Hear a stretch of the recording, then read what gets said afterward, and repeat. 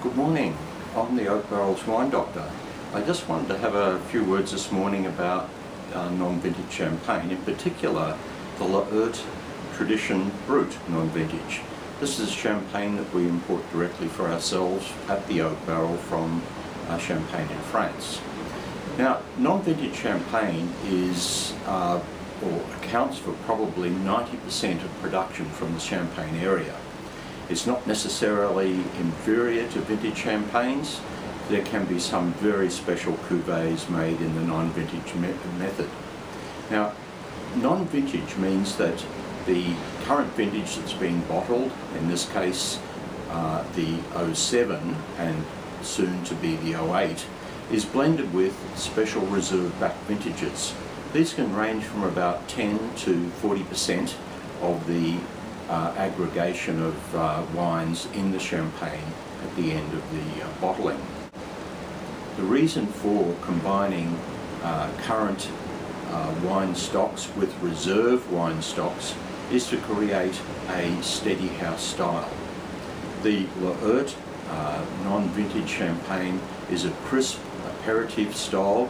It has fruit-forward flavours of apple and pear, and is in contrast to many of the more full-bodied champagne styles such as Bollinger and Krug. The current non-vintage Laherte we have on sale comprises 60% of the 07 vintage and 40% of the 06 vintage. This is a fresh, crisp champagne, and it was disgorged in March 2010. The next shipment of Laherte Tradition Brut we will be getting is 60% of the 08 vintage and 40% of the 07 vintage.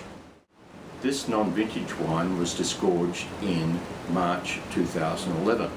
Now, Laherte are very good in that they put the disgorgement date on the back label of the bottle. You will notice that a lot of the bigger houses do not put this information on. So when you go to buy a non-vintage champagne, you do not know the exact age of the champagne in the bottle.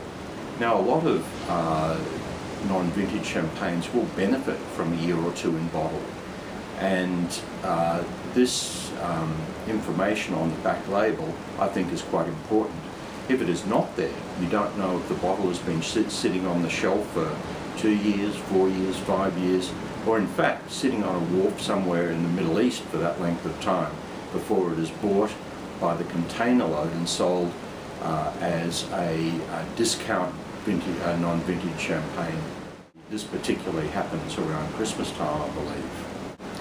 The discussion as to whether non-vintage champagne should be aged for a further period of time in bottle is a subject of another small video that I will present.